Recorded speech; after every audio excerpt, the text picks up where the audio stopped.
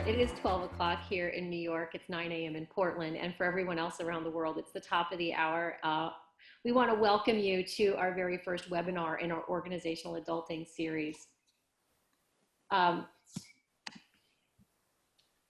We had at XPLANE, we have about 20 years of experience as a design consultancy, and you may recognize us if you haven't worked with us through back in the 90s. We did a lot of visualization.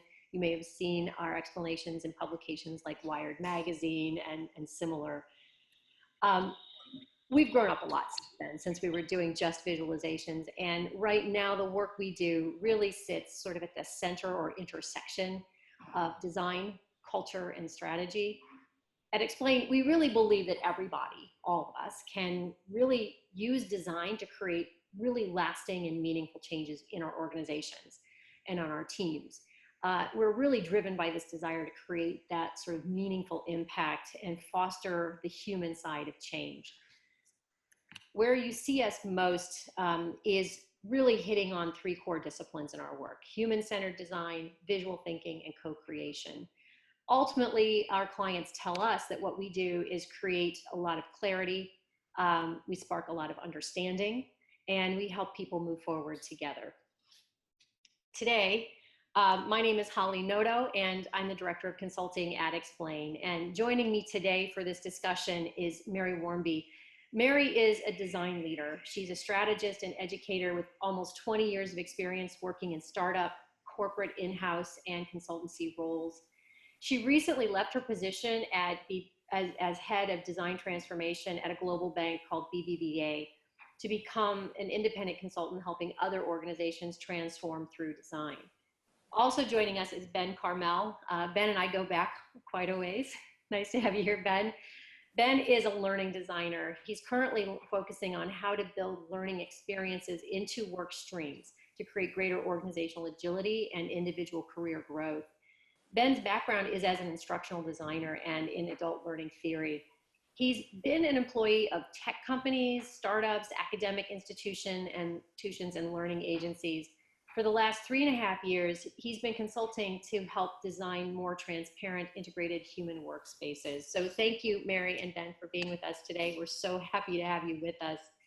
By the end of this hour, our goal is that each of you leave this experience with an understanding of how divisive behaviors are impacting us in the workplace. We also want you to leave with real stories on how you can work across silos, how you can reduce these types of behaviors and their impact on you. Finally, we want you to leave here knowing how to use one of our frameworks or templates to defeat divisive behaviors in your workplace. So we've got some tools for you to use. Today is ultimately meant to be very interactive as well as informative. We plan to pause periodically to take your questions and comments. So to that end, there's a couple features provided here in Zoom that you can use to do that. If you have a question or comment, we'd love for you to use the Q&A feature. That's on that bottom menu that you see on your screen called Q&A. In that feature, you'll have the opportunity to ask questions or post comments. We'll be curating those as we go and selecting from that curated list questions that we can bring out for our panel today to answer for you. If we don't get to all of your questions or comments, we'll be sure to take those as follow-up and post a response as when we post this, this deck and this content back to you at the end of this experience. So hopefully that makes a lot of sense. We have a couple of people who are in the, making questions in the chat. And yes, we will be sending the slides out afterwards. We'll be able to get those back to you through our website. So I'm going to press on because I want to get to the good stuff. So we're going to start with a quick refresher on organizational adulting. When we started to work on this at XPLANE, we were thinking of the idea of adulting. I had to Google it, but I learned that adulting is when someone assumes the tasks and responsibilities and behaviors that are traditionally associated with being a grown-up or normal grown-up life. But it also implies that the person who's practicing adulting isn't necessarily an adult yet. Maybe they're trying to become an adult and identify as one, so they're practicing it, and maybe it didn't come naturally to them. So at XPLANE, we took that idea of practicing to become something and we applied it to organizations. And when we did that, what we came up with was organizational adulting. And the way we started to define that was really people engaging and interacting, working, creating, problem solving like adults at this sort of next stage or this evolved stage of being in your organization. When we are adulting or organizational adulting at work, we're really exhibiting the behaviors that we traditionally associate with really highly productive and collaborative teams or relationships at work, innovation, adaptivity, creativity at work. We also, when we're adulting, we think of things like being really engaged or motivated or passionate. And we also really come to associate organizational adulting with having a sense of pride or connection through your community of work and colleagues. That sounds like a pretty fantastic work environment. I think, I can't think of anybody who wouldn't want to work in a place like that.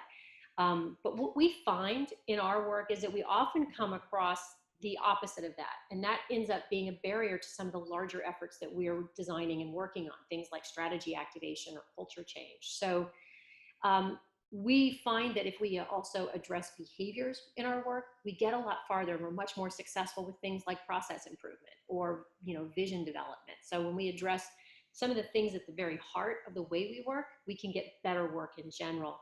Now, we don't come at this because we think we're experts on it. It's actually because we work on this a lot ourselves. At XPLANE, we've gone through our own multiple transformations over the last 20 years. And in doing that, we've learned to pay attention to behavior, and we've learned to pay attention to how that impacts how well we're working and the quality of the work that we do.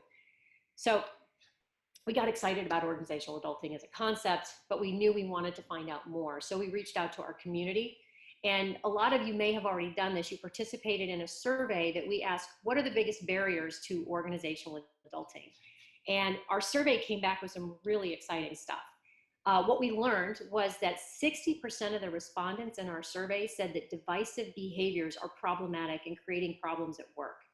50% of the people who responded to the survey said apathy and resistance to change was a problem.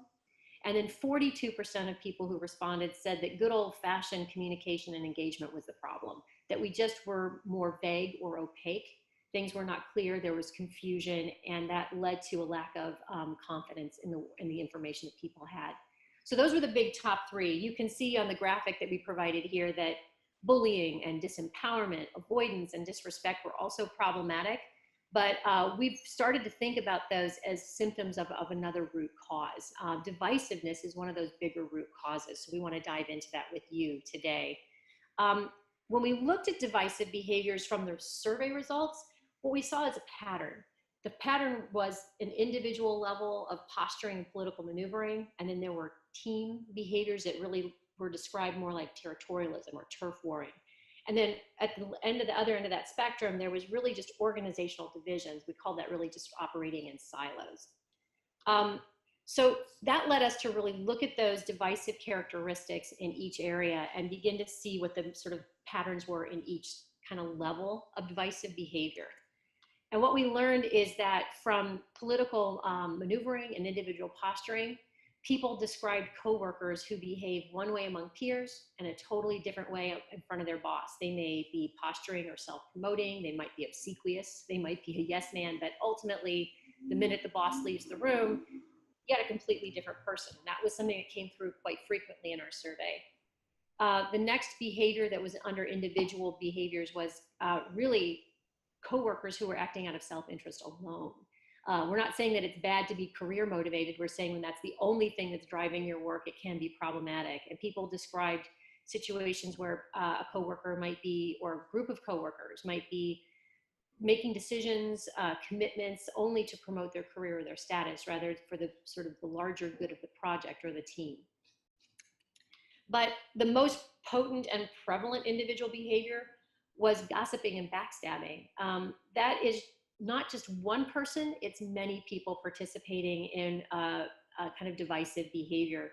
It's a lot of back channel conversations, rumor milling, and often if that is a cultural norm, what we find is that that results from other non-adulting behaviors like bullying, like vagueness or a lack of transparency, also blaming, shaming, and disempowerment. So those behaviors drive the conversation out of the front channel where things are obvious to everyone and shared, to the back channel where it feels safer to disagree or it feels safer to make open comments. So from that, we ask you in our survey, well, what's the impact of those behaviors? And what you told us is that it's low morale and engagement, that it's increased fear, uncertainty, and doubt, lowered trust, as well as feeling pressured versus feeling challenged and inspired. We're curious. So those are the impacts we learned in our survey. We want to give you, everyone participating with us today, an opportunity to tell us which of these are impacting you the most. So we're going to launch a quick poll, and you should see a window popping up in front of you right about now. That poll is on the impacts of individual political posturing and maneuvering. So let us know which one of these is impacting you the most. What's the biggest result? Now there's an other, and if you happen to have an other type of impact, go ahead and use the chat feature to tell us what that other thing is.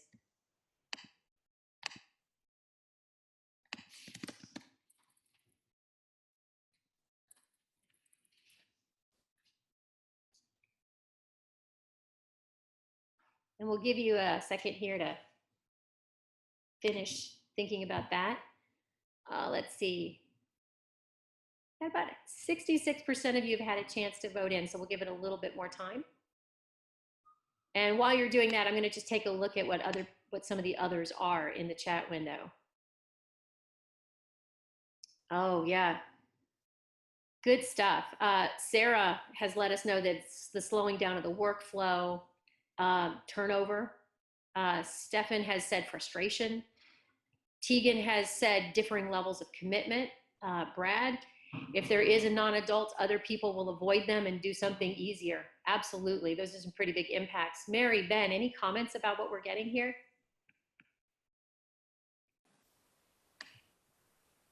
Yeah, I've heard all of those things before. I think turnover is an important one because the average worker only stays in a job. Well, I've seen a statistic of 3.5 years.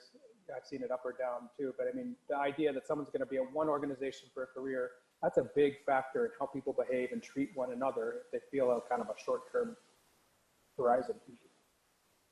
Yeah, and I'm seeing some really generalized things: low job satisfaction, insecurity, lack of accountability that really affect everybody. And so some of these behaviors, they might have systemic roots, and I'm gonna be talking about that actually in a few minutes. Absolutely. Okay. Well, let's move on because we've got a couple more. We've got 2 more behavior and impacts to talk about. We're going to take your input on that as well. So we talked about what the biggest impacts to you are, but then let's get into turf warring and territorialism. That was a team-based behavior, and what we saw as a pattern of behavior was really warring between other teams. This was warring for resources, for credit, for funding, but we even had some examples of people telling us that they had a leader or manager who thought it was a good idea to pit teams against each other, thinking that might promote some sort of pressure to perform, and that came back as not having the impact that they wanted to have. The other team-based one was stonewalling, buffering, and excluding other stakeholders. And this felt like a move, based on the feedback you gave us, a move to really gain political advantage, to gain power and control. It was often a way to make sure that territories were protected. And the third type of team behavior that we saw was parsing and hoarding information. I was not surprised to hear this because information is so key these days. It's such a huge commodity even that being able to control information was a huge way for people to maintain control. So probably not surprising to a lot of you. But what we heard from you is that in terms of impacts, when we're turf warring and we're parsing information like that, we're really creating a lack of problem solving. We're limiting our ability to be proactive and get out there and get things done. There's a lot of waste, redundancy, and rework. That came up quite frequently, that when you're not clear and you're not telling everybody what's going on, you get multiple duplicate efforts. A lot of friction, tension, and conflict. And a lot of what comes with that is not really a willingness to work through the friction, to allow the friction to sort of continue to fester and get bigger. And then also the famous one, blame, shame, and lack of accountability. It's not my problem, it wasn't my responsibility, so I didn't have to solve it. That's a pretty big one. So let's find out. We want to ask you again, from your point of view, when you think about team turf warring territorialism, what are the biggest impacts on you? So we've got the 4 that we pulled from our survey. But if there's another one that you think is we missed, go ahead and put that in the chat. Let us know if we missed a team impact.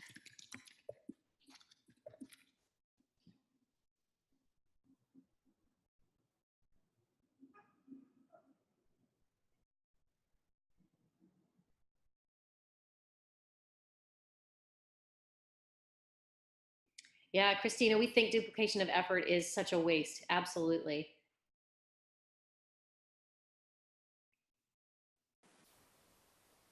Mary and Ben, you're probably watching this. Any comments as we're seeing the results come in?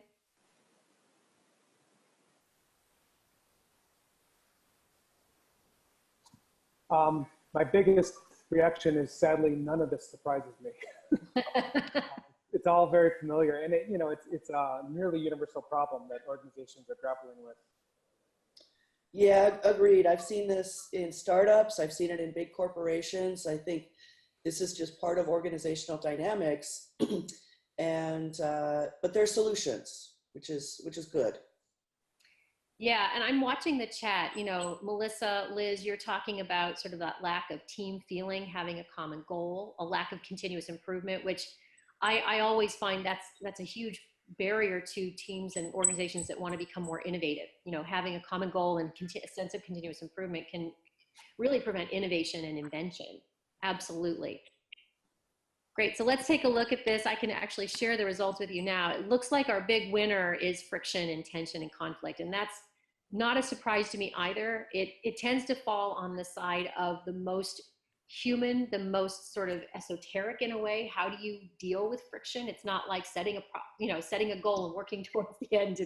It's less tangible and it's harder to deal with. It's not at all surprising, but I think that there's definitely what we hope to get to today, some ways to really jump at that and really run towards that and take care of it. So finally for us, the last or the third sort of tier of divisive behavior was operating in silos. This is the kind of stuff that XPLANE kind of looks at as the meat and potatoes of the work we do. Often when we're doing culture work, we're really looking at how do you get better at defining goals and strategies outside of silos? How can you do this more cross-functionally, more organizationally? That's not at all surprising. We also heard that that leads to executing and implementing in silos. Makes sense. If you're not setting goals together, you're not probably working together or executing together. But the one that often gets missed, and I find can often run afoul of the success of any project, is rewarding in silos. That's when we have made big changes to set goals together and then to execute together, but we are using the same performance standards, the same rewards and recognition as before. So there's no real incentive to keep on doing it together. Once you break the silo, there's no incentive to stay out of it. You might just run right back in because that's what the incentives drive you to do. So the impacts that you told us is that operating in silo leads to a lack of alignment, mediocre or poor performance and execution, increased attrition, a lack of innovation and creativity, as well as poor client and customer experiences and perceptions. I was so appreciative to see that come out in our survey, because that is also something that we're dealing with a lot of our customers now, is how do you improve customer experience? Sometimes it takes something at a very organizational level to get to that. So let's do our last poll. We want to move to the last one on organizational operating in silos. So here we go. Let us know of these 5, if this is a big impact on you, which one is the big one on you? And then if we missed yours isn't there, tell us in the chat, what is operating in silos? What's the impact on you?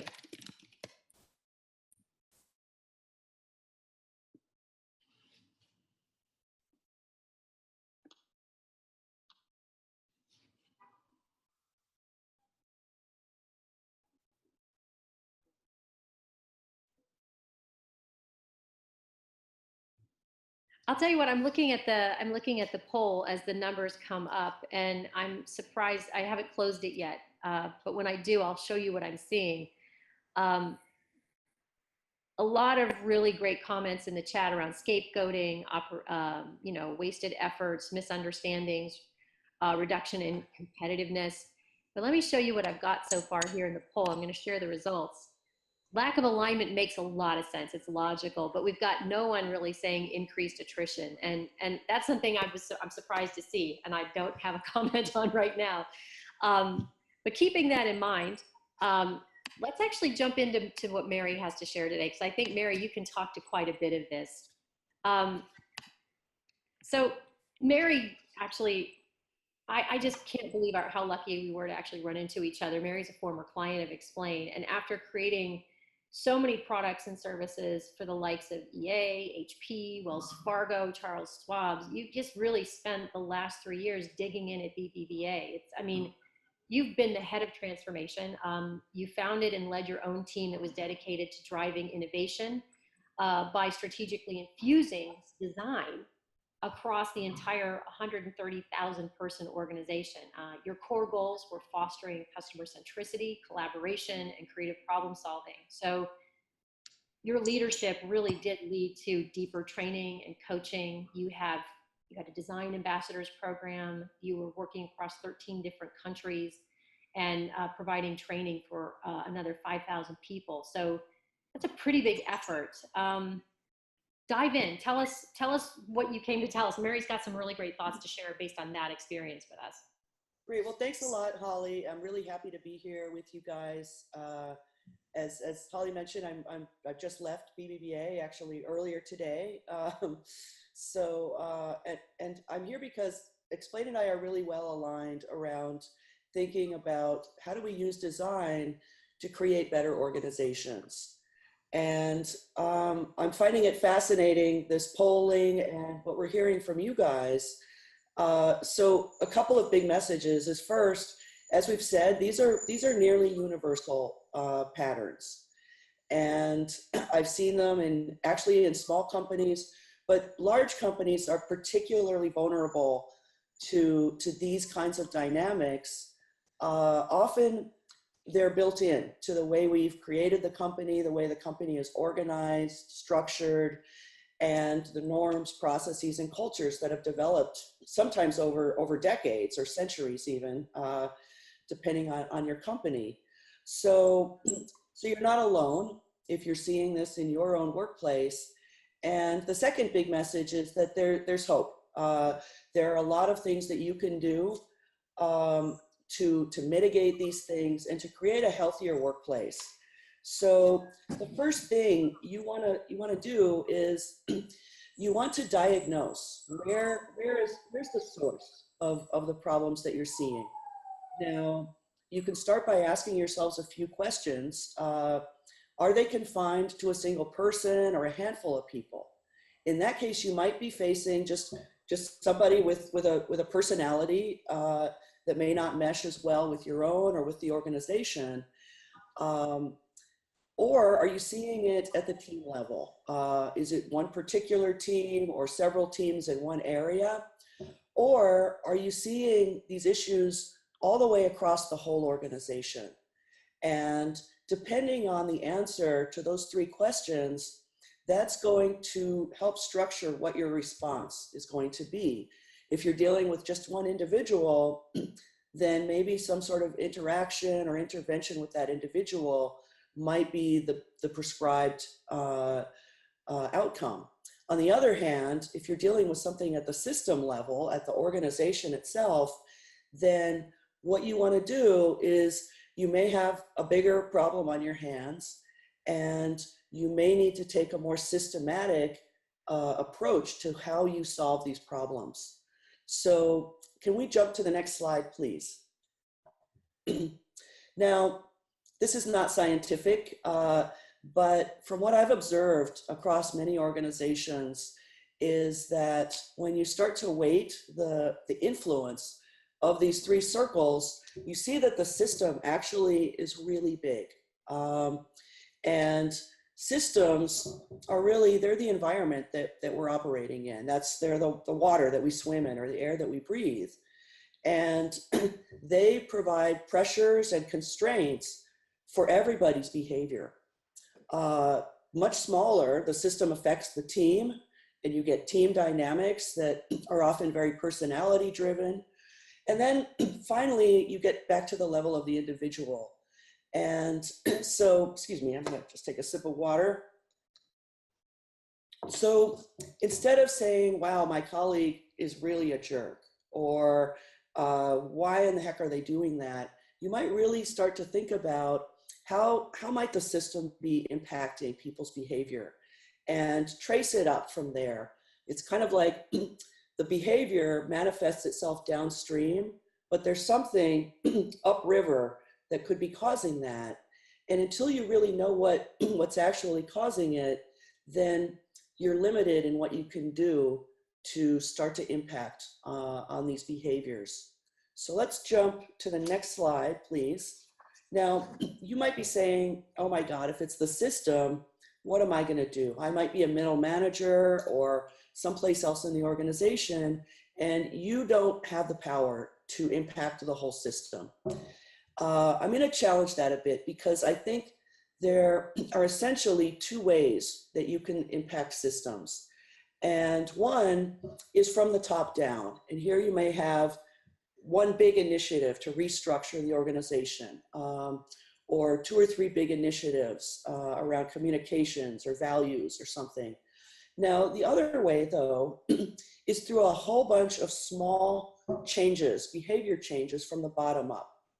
Now, at BBVA, we were very fortunate to have strong leadership support from the very top of the organization.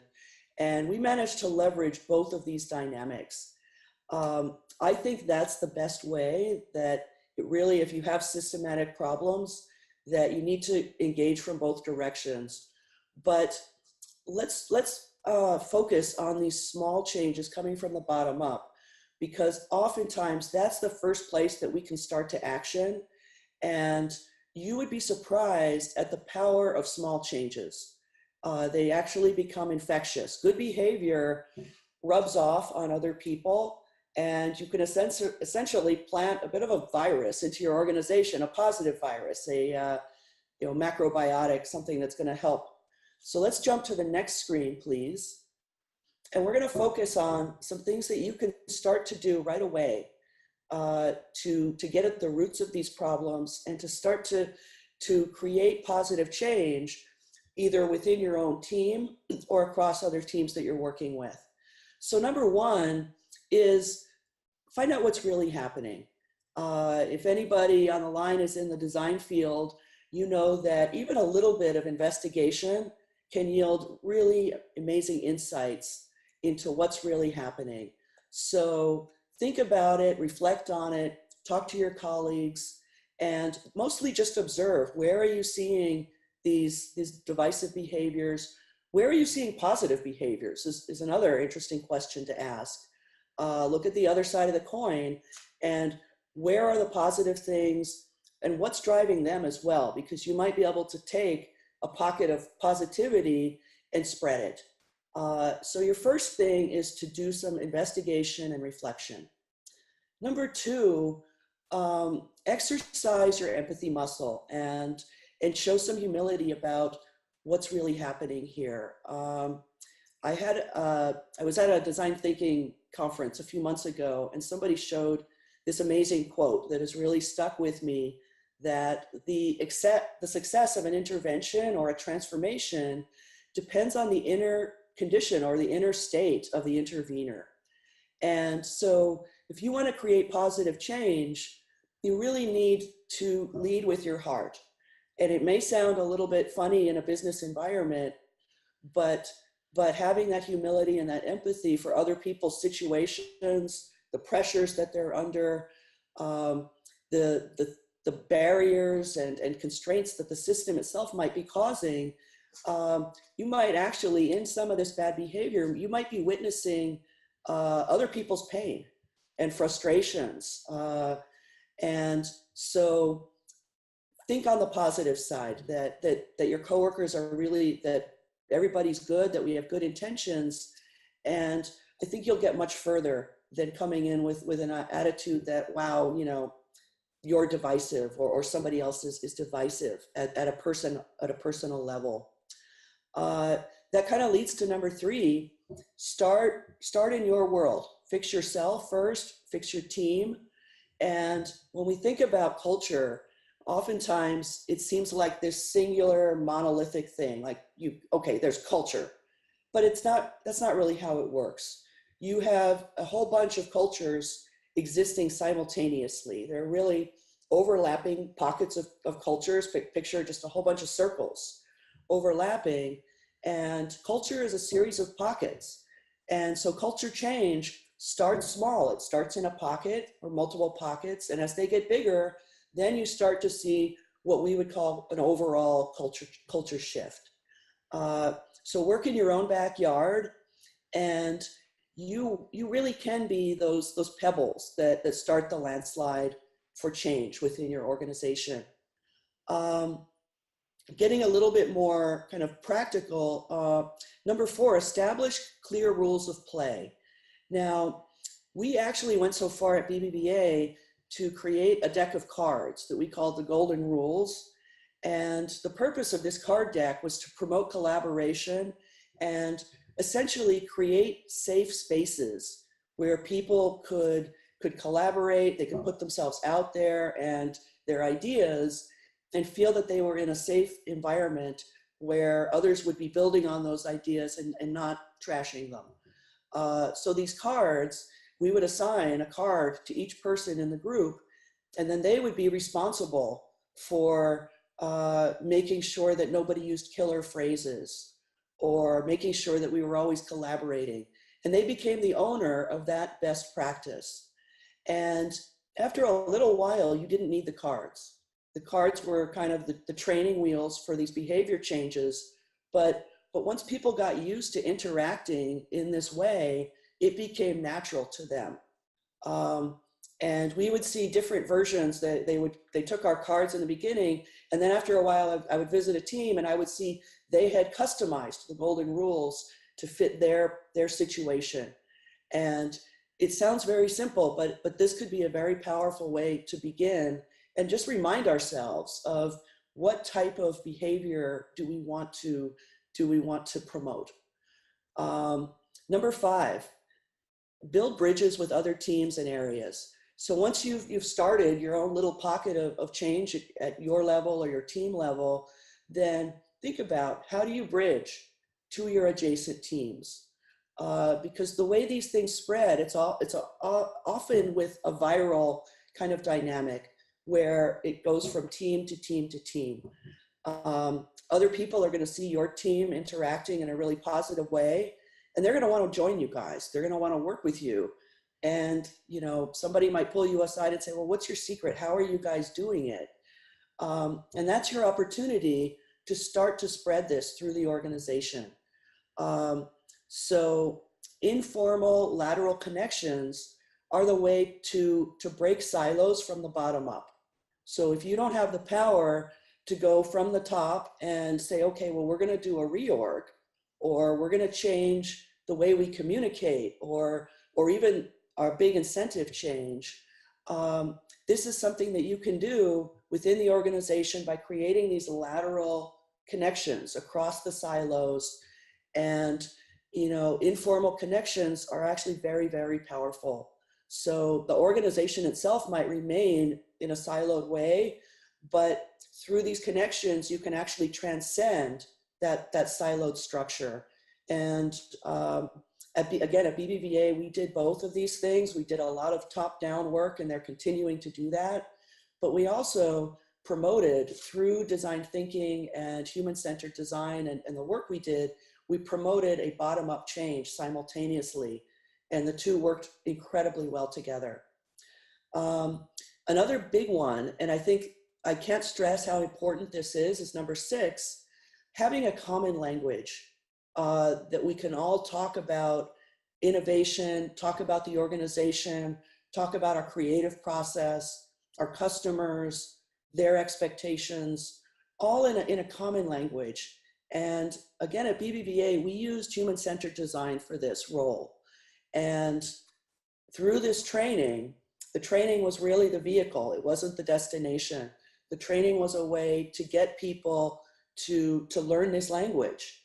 And then they started to interact differently, either through the card decks, through tools that we created.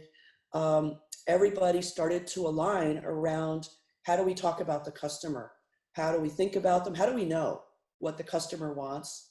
And the idea that we all have a customer, maybe they're internal, maybe they're the external client, but everybody has customers, and knowing how we can all talk about it and understand one another and have a common ground to start from, that is really crucial.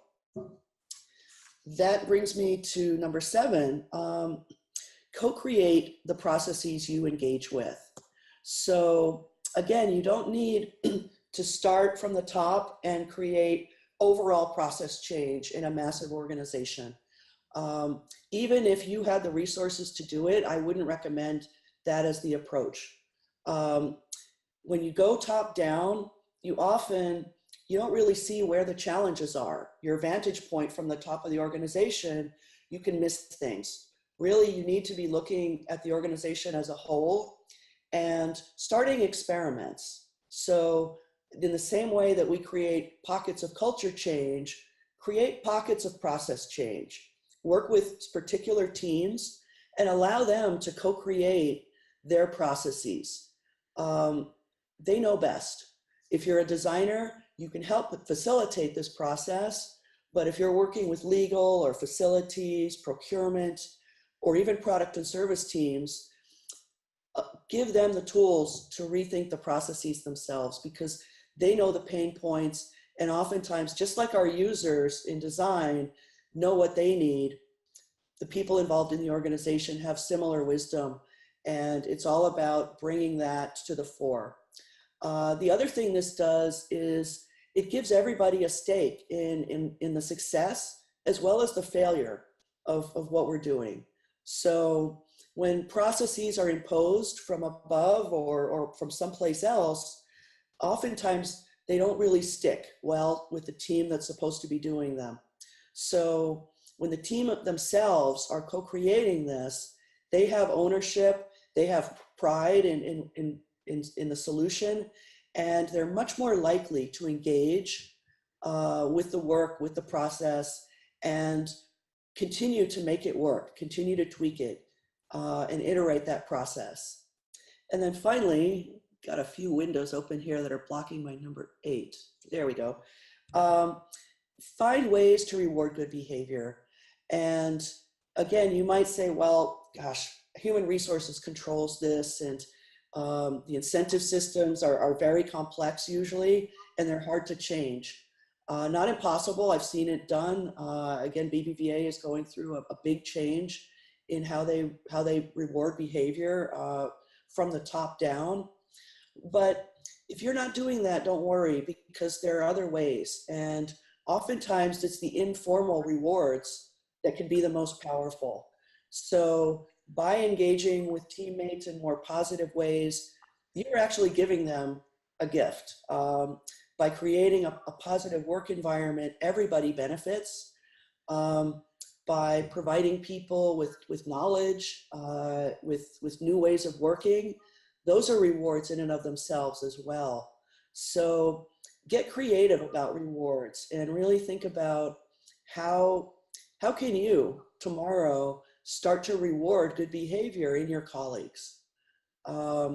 So really these eight pieces, they form a system in and of themselves, and they're a way for people at the middle or in other places in the organization besides the top to really take ownership and start to take some responsibility for fixing the organization rather than waiting for the CEO or for somebody up above you to do it. I think for me, my time at BBVA has really been about how do we harness the power of bottom-up transformation and change at the human level, at the level of the employees within the organization. So with that, do we have time for questions, Holly? Yeah, we do. In fact, I've got a couple for you. Chris has put in a question, which is, in your experience, Mary, is the system as the root cause, does that hold true in smaller organizations? It can, depending on the organization, if they're, how it's set up. You might have, let's say, a small startup, and maybe they're very engineering driven. The whole team has been engineers, and then you start to introduce a few designers and a few other profiles. But the fact that there's an engineering culture, or let's say it's a design culture, and then you introduce engineers, that can happen even in small companies. Now, large companies are much more susceptible or vulnerable to this type of systems problem. BBVA is 130,000 people, and we're actually around 130,000 or 130 years old. So the company has been around for a long time, and you think about the buildup of legacy systems. Now, contrast that with Uber. Uber's really big, but they're also a new kid on the block. And I would say that Uber has a culture and a transformation challenge on their hands for sure. So I don't think there's a hard and fast rule that you have to be big or you have to be old or young. I think it really depends on the organization itself and the history and how the organization came into being. Yeah, I agree with that. And I probably can't add anything better. So I'm going to jump to your second question here, Mary. A lot of people are asking, do you have samples of the Golden Rule cards that you can share? Is there some place people can see what they are and maybe take advantage of using your card deck? Well, right now it's proprietary to BBVA, but I could put together something similar that would just give you the ideas. I don't think that these are not rocket science. They're really very simple things. So maybe let me put something together, and we could probably send it out to the list of participants. Yeah, and I'll say one other thing about that.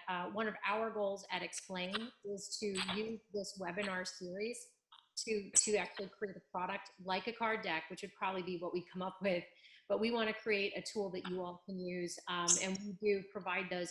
We have some really great tools that don't really cost a lot of money, and they are very self-explanatory and easy to use. So, Mary, we may be coming to you to partner with you on something. If this feels like something you all could use and want to use, we can help Mary get that out to you.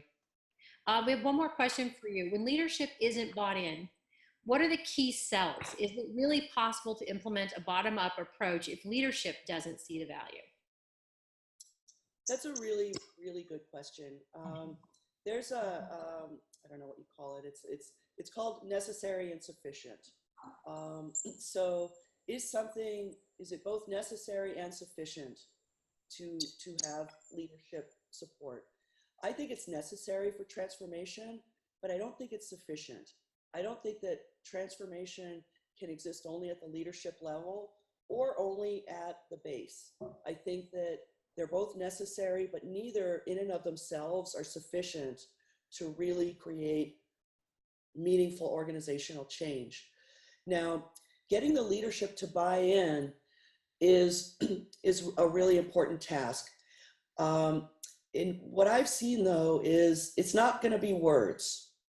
It's not going to be selling this in words that gets you around the corner.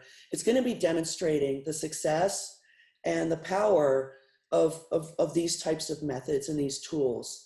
So don't go to the leadership, knock on the door and say, okay, I got something to pitch to you guys. Here it is. Start, like I said, with your team. Start creating the change that you want to see, and management's going to notice. And if they don't, then that's the time to start saying, well, hey, actually, look at what we're accomplishing over here. Look at how functional this team is. Hey, their attrition is way down. Their employee satisfaction is way up. Productivity is up. And those are the types of things that management listens to. So just start where you are, make some tangible change, and then go and then take that and say, hey, look at this. Here's how you can build on this, and here's how we can start to spread this through the entire organization. Okay. So we're running a little long right now, and I did that on purpose because I really love this conversation, but I want to say to Dennis and Catherine, so I think Ben may answer part of your question, and so I'm going to keep it up on my screen and let Ben get started, and if he doesn't, then I'll come back to it. Ben, go ahead. Well, now the pressure is on. Thanks, I Holly. know, right? Sorry. I'm so excited to be here. I love talking about this stuff, and I'm just thrilled that so many people wanted to join and have this conversation with us. I'm going to talk about also this idea of behavioral problems within organizations, but take a different lens to it. And again, my background is in learning and adult learning theory, which basically means how do people learn in the workplace and how do they apply what they learn. And then I'm also going to talk about we're really moving into a different kind of economy. And that's a real point of pressure for a lot of the stuff that we've already talked about that Mary hit on really strongly. And that, and this is a problem in huge organizations like the one Mary just came from. I worked in a software development company as the training director, and this was a problem where I worked and it was 75 people. So this can happen at organizations big and small, these kinds of problems. So you see up on the screen here, really what's happening to our entire kind of working lives. And this is something I don't need to convince you of. I know you know it and you feel it every day, but we're moving away from this idea of organizational structure and hierarchies, the way they taught in business school in the 70s and 80s, into something very different, this creative economy, a networked environment, what I like to call the learning age, where people's main tasks is really to learn. Relearn, learn, unlearn, and do it again, because everything is in shift. Everything's disruptive, you know, month to month, year to year, decade to decade to decade. And so really, we're moving away from thinking about tasks and jobs and really thinking about promoting creativity, talent, diversity. How do you promote those things within an organization and within individuals, right? The idea is that, oh, in our organization, that's not the way we do things. Or, well, I'm not going to do that. That's not my job. That kind of thinking has to stop, because anything could be your job, right? Things are really shifting, and it's really has to lie on a framework, on a structure of trust, and as Mary said, on safety. Once people have a trust in the organization and in each other, this idea that they'll feel safe to really explore some of the ideas that we're about to talk about is really crucial. So it's not easy to make this shift and to keep up, but it is possible. And I'm going to talk very quickly about 3 or 4 things that you can do in these small pockets, as Mary suggested, that you could try to implement. I'm going to go quickly for time's sake, but I could talk a lot more about these, so do reach out or ask questions afterwards. Next slide, please. So before I get to the specific measures that people could take, I want to talk about measurement itself. You know, business is built around measurement and metrics and numbers and statistics, and we live in a data-driven age, and that's all true. The flip side of that is the things that are important, creativity, innovation, connectiveness, very difficult to measure those things, right? So you have to figure out different ways to reward cooperative behavior in the broadest sense. Am I doing something that's going to enable or at least not hinder the people around me, right? The actions that I'm performing might help people down the road in unknown and unknowable ways. That's the kind of behavior that you need to look for. And again, it's really built on trust. And so unless you're in very specific manufacturing or sales where there's quotas and strong measurements, it's on the managers and organizations to think in other ways. How can we determine whether these efforts we want to bring in towards creativity and innovation and connection, how can we determine whether they're happening at the rate and in the way that we want? It's a difficult problem. I encourage you to check out Margaret here. If you haven't heard of her, she does a lot of writing about this. But I really like this quote, that it's generosity, helpfulness, reciprocity. I have trouble with that word. Next slide, please, Holly. So here's, I'm going to run through a few things that you can actually start to implement. The first one is sense making. Sounds simple. Of course, we need to make sense of the world around us. But really, sense making is learning. And learning in the truest sense, where we take information, we make sense of it, and we're able to apply it back in what we do and how we approach problems and what we think. And the thing is, and I know this from 20 years plus in the learning environment, people don't know how to learn. They never learned how to do actual sense making outside of a classroom, you know, sage on the stage kind of structure where you're taking notes and then maybe there's a test afterwards. But actually learning in the work, through the work, this is a shift for a lot of people. The good news is it's a practice, and it starts very simply. Ask simple questions. When something new happens, maybe there's a shift in our industry, maybe there's a new player, maybe there's a merger that we're going through, maybe there's a restructuring in an organization. Hey, my little team, what does this mean for us? What can we expect? What do we fear? What can the outcomes be? What influence do we have for this situation? And maybe it's none, and maybe it's a lot. But the repetition of just kind of individual and small group sense making is a learned behavior. And I could talk a lot about this, but it's just something that you can start very simply with, what does this information mean for us? And then document individually and in small groups what you think it might mean. Because it's a constant process of learning and unlearning and relearning given the circumstances. Next slide, please.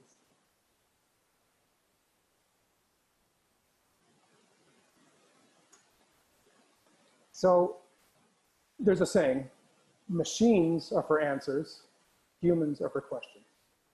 And the machines are coming, right? We all know the machines are coming. Any work that's routinized, that's repetitive, that can be written by a script, anything that can be done robotically will be, right? So then again, the value of learning and creativity and innovation and insight and connectivity becomes really important, right? So humans are for questions. We have to give people permission to and teach them how to form questions. And what I like to start with when I've implemented this kind of thing is start with simple what ifs. Give people, whether it's a temporal space, 30 minutes on a Friday to come together and 30 people in your team or whatever it might be, to say, what if, dream, what if a computer company starts to manufacture cars? Oh wait, Tesla, that already happened. Okay, what if a software company starts to offer transportation? Well, okay, that happened too with Uber. But I mean, the idea is just ask big what if questions. What if we do merge with a company next year? What if we do get new leadership in our company? What if, suddenly a third of our team is gone for whatever reasons, layoffs or attrition? Ask those questions and allow them to flow. They don't need to have an immediate answer. Better than a space, or in addition to the actual space to give people, do it where people can visually see it, so that anytime anyone has an idea, and it could be a white wall in a conference room that people will see every day, or even better yet, I would argue, is digitally using whatever, ESN or Yammer or LinkedIn or Twitter, whatever your company chooses to use to communicate with one another and outside, pose those what if questions, because there's power in getting into practice of asking simple questions or big questions. What will happen if, right? So that's really something, and I've seen it have a dramatic effect on people's engagement. It allows them to pose questions without having solutions. I know there's an idea that don't come to me with a question or don't come to me with a problem if you don't have a solution. I think it's okay to ask good questions without solutions. Let other people, let the power of the network and the people around you help figure out what some of those answers are. And maybe some of them we won't know the answers for a long time, and that's okay too. So this idea of giving people permission to ask those questions is really important. Next slide, please, Holly. Another thing is I use the word assign here. I kind of wish I hadn't, because the idea of adulting is people taking responsibility for their own actions. But if you manage people, encourage them or promote the idea that they should go out and connect with people. What that means, how they choose to do it, it doesn't really matter. Well, you need to use our platform, our structure, that's fine. If you're a big organization within ESN, absolutely use that. I choose to use Twitter for most of my connections. Other people use LinkedIn, Facebook, in-person conversations, whatever that is. But to formalize the idea that part of your responsibility here at this organization is to find people you don't currently know, don't currently work with. Maybe it's someone who does the same job as me in another department. That helps break down those silos that we talked about earlier. Maybe it's someone outside the organization who has similar interests. Maybe it's someone who I have no immediate connection with, but I heard them say something smart, or I saw them an article they wrote, or I saw a TED talk that they did, and I want to connect with that person. Connect widely. That diversity of voices becomes really important for organizational health. And when I say diversity, I don't just mean racial and religious and geographic and all those things. Those things are very important. Also a diversity of fields and domains of expertise and where you're going to find new information. Because new innovation rarely comes from the center. If you're meeting with the same people every day, as smart as they may be, you are probably not going to bump against new ideas, innovations, hear information that's going to be really important to you first. You're going to hear about it late. If you have people out at the edges, wherever those edges are, where they're connecting with other people, that diversity of voices, opinions, ideas in different industries, that's where you can start to combine ideas and really make sense, that sense making I talked about a moment ago, where you have a variety of different voices coming into your organization, coming into your little team, and you can share those and connect.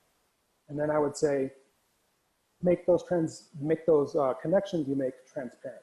I want to know who Holly's connected with, and Mary might want to know who I'm connected with. All the better. That's fantastic. Through those connections, you build up this voices that you hear, these ideas and exposure to a large group of people. And in the network connected age, where creativity and innovation is going to be critical, that's really, really important to make that part of your organization. 2 more tips, and I'll go really quick. So Mary already spoke to this. Reward good behavior, right? It's up to one another, manager to the person they manage, or even peer to peer. Hey, what are you doing this week or this month or this quarter that's going to make a difference, that is not measurable, that's not going to show up on a spreadsheet? Did someone seem disengaged and dispirited and you helped them out? Is there a new employee in our group and you're going to take on the task of mentoring them? It's all those things you do, not because it's your job, but because it's not your job, right? How are you going to improve things here? And those things need to be rewarded. It's very hard to measure, but you often can feel that those changes are happening, and people go out of their way to make their environment a more friendly, sharing, cooperative place. Not just collaboration around specific tasks, but cooperative in the true sense, meaning we're all in this together. So I would say you need to reward those kinds of things. And lastly, have people do show and tell. Have people explain what they do or their specific areas of expertise and explain it to other people, either in a formal setting where you have lunch and learns where everyone gets up, but they need to distill it down to 90-second simplicity. I don't want to hear an IT person go on for 20 minutes. I really don't. No offense to anyone who works in IT, but I don't have enough understanding to make sense of that. But if someone can explain what they do in very succinctly, short, often using a metaphor, I'm like the border of, I'm like the fence that separates. I realize right this moment that might be a bad analogy, but use some kind of metaphor to explain what people do. And that's a skill in itself, to really share your areas of expertise. And I would lastly point out that invite people to bring in their areas of expertise that are not necessarily directly related to their work. If someone has a passion outside of work, we want to invite their authentic selves in the door. Not that they want to take up everyone's time talking about their bridge club, but if something about how you play bridge is akin to how we solve this complex problem, invite that in. We don't want people to lose their interest and lose their authenticity when they come in the door Monday morning and then pick it up again when they leave Friday afternoon. We want to invite people to share what are their passions, what they're really interested in, and what their expertises are. There's lots of things we can do to get these things going. Those are some ideas. Questions, please, for anyone. Actually, we're going to skip the questions. I don't have any new questions in the chat, Ben, but we're running out of time. So I'm going to quickly introduce a tool, because we really do want, from an XPLANE point of view, we want this to be an ongoing conversation, but we also want you to feel empowered and enabled to go do something today. I want to echo the sentiments that were brought out by Mary and Ben, which is change does not have to come from the top down. It can come from all sectors and all corners, and we want to empower you to do that. So we have a framework that we developed for this that I'm going to give you literally the 90 seconds on how to use the framework. This is defeating divisive behaviors. On the left-hand side, you're going to see common divisive behaviors. You'll notice we left space to add your own. This is for you to think through which are the behaviors that are really getting in your way at work. And you might circle them and figure out the ones that are really problematic for you, because not everybody experiences the same problem. Then we ask in this next column to prioritize them. What are the big bad ones that you really got to deal with? Let's take the problem and hit it head on. Your next task, once you've prioritized your divisive behaviors, is to start aligning those with some connecting behaviors. And you see that menu over on the right-hand side. Now, you'll notice that a lot of the concepts that Mary and Ben have shared with you, and a lot of what's in our DNA at XPLANE, is represented here in this right-hand column. And what we really want to point out is that these are some enablers. These are the things that you can start practicing immediately to try to get some results. And you'll notice that there's some things in here that say things like experiment, test, fail, and learn. Expect it to take some time. Expect it to take some experimentation on your part as you do this. And some other things we can tell you as you go through this is to find something concrete that you can practice it on. So I like to think of it as a situation. You know, I want to meet to discuss a product development challenge, for example. And in doing that, I want to think through who are some of the people that would be involved in that. Who are some of the people who have touch points in that process or that cycle that could be experiencing problems too. And then when I think about the connecting behaviors that I want to use, I might work on building bridges with them. And maybe, like Ben said, extending beyond just that pool, who else can we pull in because they have something interesting or some shared problem? I want to collaborate and problem solve. And ultimately, I may want to practice some empathy. I may really want to turn the problem around from my pain to understanding their pain. And those are some of the bigger behavioral norms that we want to start helping you practice. Now, if you want more information or even a little bit of coaching on how to use this framework, my email is in the chat. I'll put it up again here at the end. Feel free to reach out to me. I'm happy to just even have a 10-minute conversation with anybody. Just send me an email, we'll set up some time, and I'll walk you through how to use this template. Because the big thing here is that for you to succeed at this as an individual, kind of taking it like Mary's diagram with the arrows pushing up, we want to enable you to do that. So some big advice for you that we have is, you know, don't go it alone. You could always ask colleagues to join you. If they have some shared problems, share that solution with them and bring them in and help them see a way forward. You can even share the template or the framework with them. Another good piece of advice we have is that you ask a mentor to be your sounding board. Often somebody who isn't necessarily solving the problem for you, but can look at what's working and what's not, can give you new eyes to help get through the next stage. And then, of course, you heard me offer, I'm here to help. And so is all of XPLANE. So reach out to us. We're happy to walk you through the framework. We're happy to lead you to other resources that we use when we do this on projects or we do this with ourselves. So reach out to us and let us know how we can be helpful to you. We have other frameworks. We have the one that the teams can use, and we have others for organizations. But again, we want to be useful to you, so let us know how we can help. And I'm just going to do a quick check-in on the chat to make sure I haven't missed anything. So Mary, I didn't see your question, and I may have missed it in a string of other chats, but if you want to post that question again or hang out for a minute, I'm happy. I think Ben and Mary have a second. They can hang around too.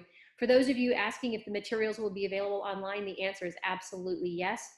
Erica Kirkland is part of our outreach team. She's putting things together to make sure they all come right back to you. So Erica, if you can unmute yourself, do you want to let people know how and when and where we'll be posting the chat, the deck and the session?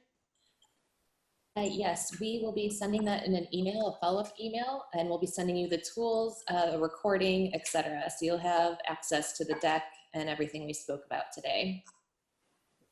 And Mary, did you, let me just find you in the participant window. It's Mary Lee.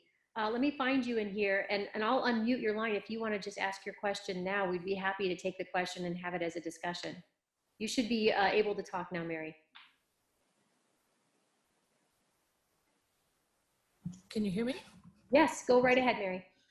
So my question, again, for all three panelists is, I'd love to hear a discussion about how racial justice and the lived experience of employees of color in any size organization, as you approach this question of adulting, figures into this.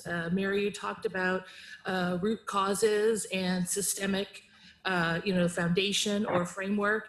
And I didn't hear any discussion about the realities of how racial justice, white supremacy impact into this very interesting dynamic. I think it's a really fabulous question. Like like any positive influence, diversity is crucial. And, you know, to me, it's a common good, not just in our organizations, but in our societies, which are essentially organizations. So, um, yeah, I can't speak to it specifically as far as tactical things that you can do, but it's about respect and inclusiveness, and it goes for anything, for people of color, for people with physical challenges. We really need to include everybody, and a lot of it is around the bridge building that Ben and I both mentioned, where other points of view, other experiences are crucial to everybody's well-being and success. So to me, the issue that you're raising is really, it's wrapped up in all of this. Uh, Everybody needs to be heard. For a healthy organization, we need more diversity, not less. Yeah, I just echo that. Thank you, Mary, for your question. It's a really good question. And I don't pretend to be an expert on those issues, but I think in some ways, the disassembling of organizational hierarchy that I feel like is starting to happen and will continue certainly to happen in the next decade or so will allow people to kind of rise on the merits of their insights and expertise in ways that may not have been possible before when there were traditional structures in place. That's my conjecture. Again, I am not an expert on the subject, but I appreciate the question very much. Yeah, and Mary, I think I can add on in maybe a way that can lead to a longer conversation and help you put you in contact with some folks that I highly respect on this topic. Katie Arsberger, as well as Nina Norell, are associates of ours. They are fabulous at talking about two sort of sides of this problem. One is, how do you get that diversity in the door? Sort of more the equity and access question of getting people in the door so that you can create teams that are dynamically diverse, because there's a huge benefit there. And I'm going to give you some stuff that you can look into that I myself am beginning to explore. But on the back side of that, Katie's really an expert on how to bring the whole self to work. How do people who are not white show up at work as themselves without having to guard that self? And that also comes to not just racial diversity, but also sexual preference and religion. And I think it's a big problem that we as organizations have to start opening up the dialogue first. And I think Katie would agree with me. We have to begin with building the awareness that people are not bringing their whole selves to work. We have to begin with the awareness that we're not hiring people for the real reasons that we should be, because of the diversity of backgrounds that they bring and the way that we can use those talents in our organization and be less homogenous. So I want to help connect you to some really great stuff that I know Katie and Nina are both working on now. And I see Tanya have some similar comments about that as well. So Tanya, I agree that it is hard to bring the whole self to work, and it is that flight of staircase that makes it extra hard to get up and get to the top. And they're such artificial barriers, and absolutely want to put you in contact with Katie and Nina as well. Catherine, I want to just answer your question quickly. You said you're curious and a bit frustrated by the usage of the term leadership. It's so loaded and it's often used in very hierarchical meanings, but of course, leaders can and should be at all levels. My first comment to this, and I'll be short because I know Mary and Ben probably have deeper thoughts on this, is that I agree. I think everyone should be a leader, and we should be empowering people to lead, not just their work, but lead others, you know. And I love the concept in this sort of theory behind sapiential leadership and also self-management. And to that end, Catherine, I recommend that you read Doug Kirkpatrick's work. Doug was one of the founders of the Self-Management Institute.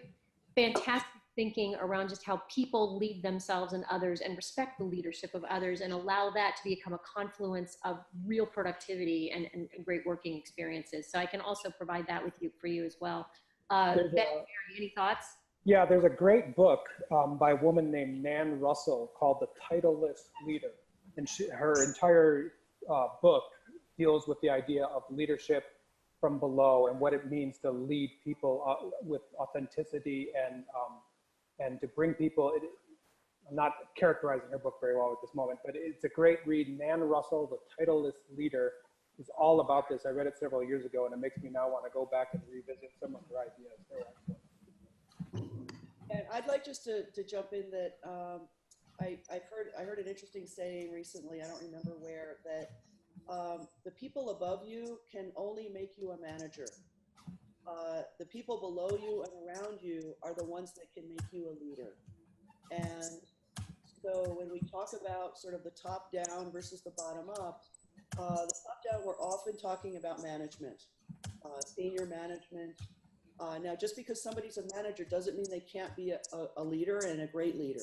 I mean, ideally, those two positions live together, but everybody can be a leader. And that's really what this bottom-up approach is about, is creating leaders all over the organization, regardless of your level within the management structure of the organization. Anybody, a secretary, you know, anybody can be a leader.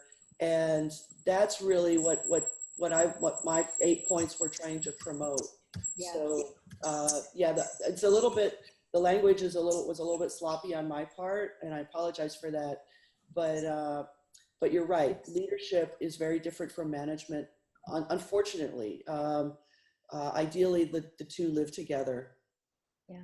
I would say one quick thing. I just noticed one of our participants, Larry Cooper, has said, made a comment on bringing the whole self to work and that he's done some work on it. Larry, I opened up your mic. If you want to unmute yourself, if you have a comment to make, please go ahead. I'd love to hear from you. If you've been working in this area, share. We'd love to hear it. Do you know how to unmute your mic, Larry? I can do it for you, or you can tell me in the chat, no, I don't want to talk. I don't mean to put you on the spot, but if you have something interesting to share, or someplace, something we can read or look into, we'd be happy to share that information with everybody here. No? Okay. Larry, I'll try, if I can, I'll follow up with you if you want to share anything. Please do. And we can also put that in. Oh, it's been a while and you need to pull back. You will connect with me after the conference. Perfect. Thank you, Larry. I agree. There's a lot of great conversation to dig in here. And trust us, one of the things that we look at when we do a webinar like this is what are the new ideas that you've opened up for us in participating in this conversation. So we're going to take this to heart, and we're also going to do something with it. Just to remind you, as Erica said, we're going to post this back for you. You'll have access to it. And one of the things you'll see coming up following that is our next webinar series on how to actually combat that sort of apathy and resistance to change. So we'll be taking a look at that in our next webinar. We encourage you to join us again, not just because we want to share what we know, what we've learned, but we'd love to hear back from you and continue to grow this conversation. So thank you all, and you'll be seeing this posted shortly. Thank you, everybody. Thanks, everybody.